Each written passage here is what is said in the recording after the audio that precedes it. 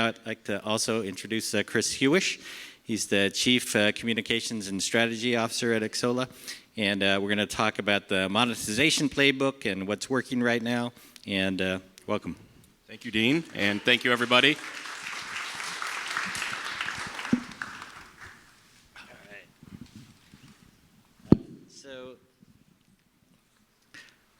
I think it is an exciting time in the industry now. We've got a string of events. We did have GamesBeat Summit just happened, but we've also had things like the Summer Game Fest coming tomorrow, the play days for that event right after that, a bunch of shows. Apple's also having the WWDC event on Monday. So there's a lot of action here going on right now. And so figuring out what's really important for the industry and what's going to sort of help it turn around, I think is top of mind. So for you, Chris, like an opener here is what are the most significant shifts you're seeing now in how games are monetizing today compared to just a year ago? Yeah, so I think as probably everybody is aware, the biggest shift recently within the past couple of months was the opening up of the App Store, which really has been a boon for mobile games. But to me, this is all part of a larger narrative that has been picking up steam over the years, which is just the movement of going direct to consumer. And that may sound like an obvious statement, but we really are seeing now that companies who are embracing that of connecting directly with their players, really building out an interconnected ecosystem, are benefiting greatly from that. And so the recent developments, again, in the App Store has opened up mobile, has really allowed companies to start to connect their entire players ecosystem together. You get into being able to control all of your own data, being able to message your players, being able to leverage the full power of e-commerce, which results in not just better margins when you go off and go direct, but also increased revenue. So, that big high-level concept of direct-to-consumer is the major trend, and we now have a lot of companies out there that can actually help you do that, because it's not just as simple as getting some Steam keys or putting up a web shop. You really need to have the infrastructure to support that and run the business efficiently. And I think our panel later is going to go into some of the details around that.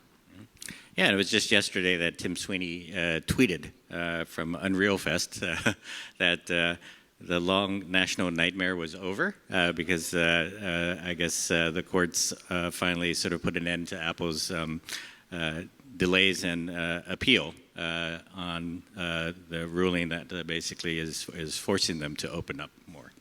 Yeah, that's correct. As again, probably, hopefully most of you are aware of that Apple had appealed and the judge officially sort of shut down that appeal and said, no, you're not going to get a stay on having to open up your app store.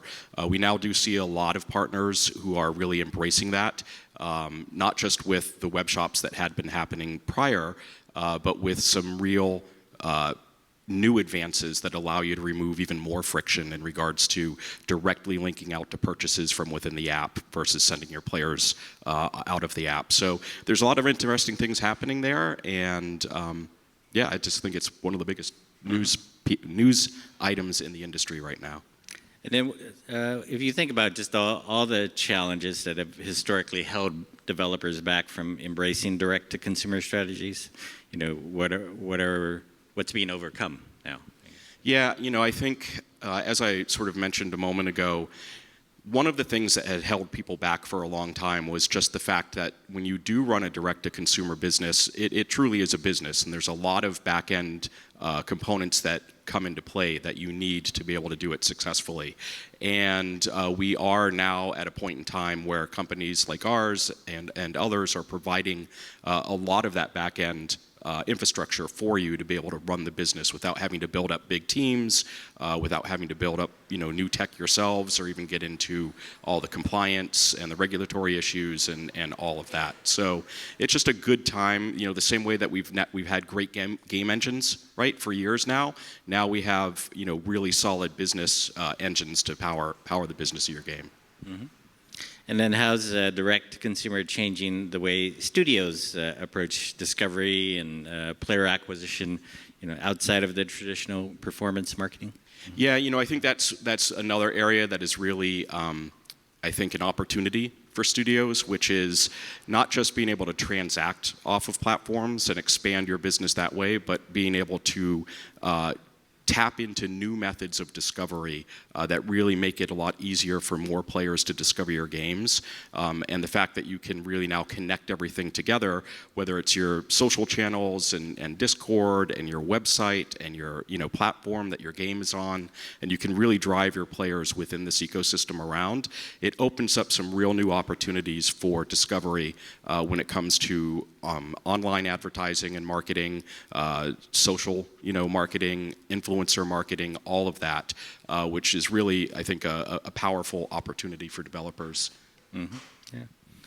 And do you have some real-world examples that are starting to look good? Yeah, I mean, we work with a number of great companies. Kabam with Contest of Champions is a really good example of somebody who's running a web shop.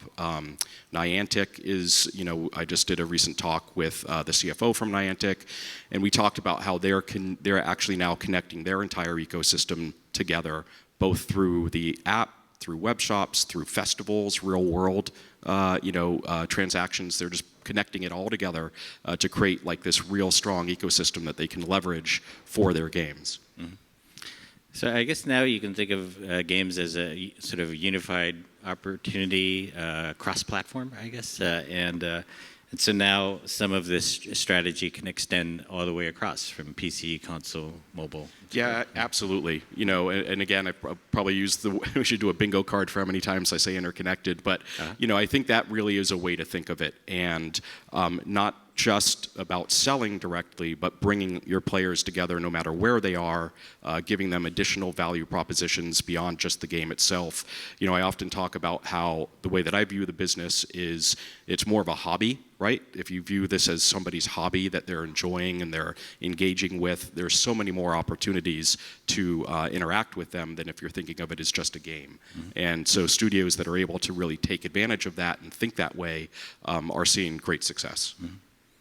And shifting a bit, I guess you guys have talked about the importance of protecting players. Can you share sort of what studios need to consider here and how you guys can help?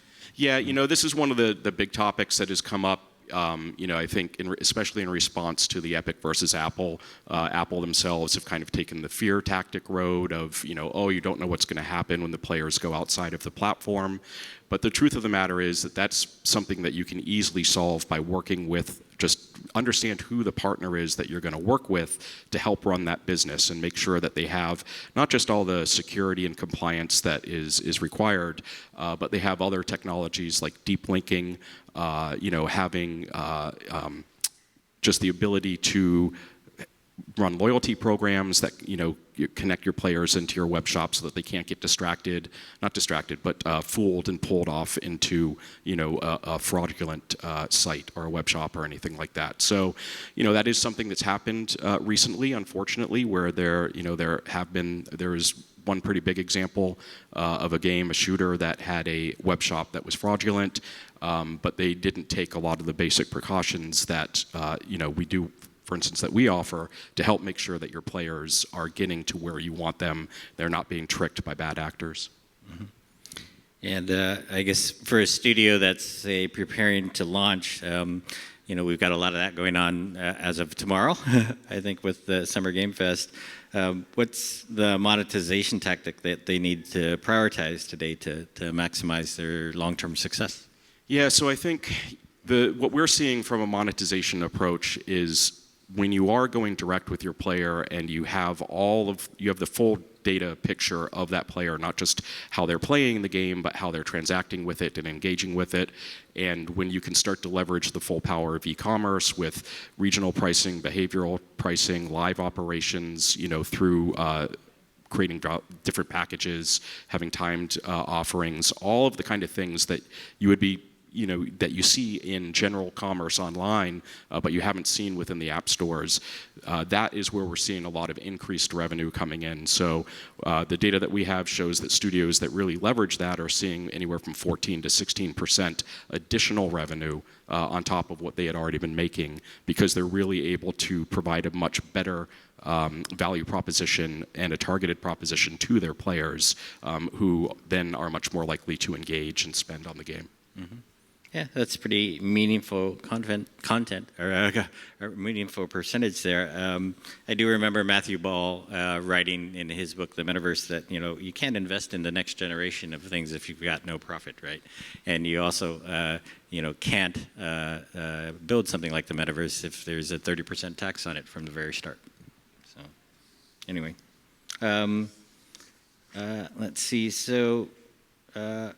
And what role do you see brand and franchise guidelines playing in sustaining monetization success across the multi-platform game ecosystem? I'd say, okay, so brand and franchises, I mean, I think it is a great way to, as I mentioned a moment ago, if you're thinking of it as a hobby, it's a lifestyle, that people are really looking to engage deeply with. If you build out good guidelines for how you actually represent and present your game across this entire ecosystem, you'll be able to give the players that consistent experience that they're looking for and drive more value out of it.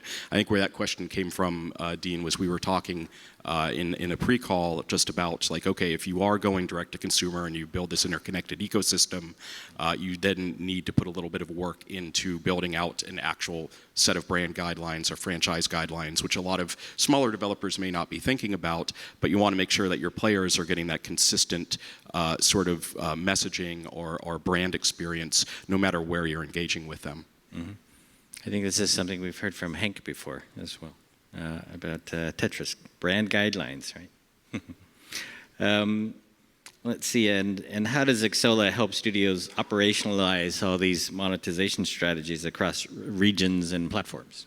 So this is, I guess, a little bit of the sales pitch, but we kind of do it all, right? We give you everything that you do need, not just payments, but player identity systems, login systems, anti-fraud, security compliance, offer walls to help with discovery, loyalty programs for engagement. So it's much more than just payments, but we're really trying to give you all of the things that you would need to run that interconnected ecosystem, not just from transacting, but to driving more engagement and more value from your players. Mm-hmm.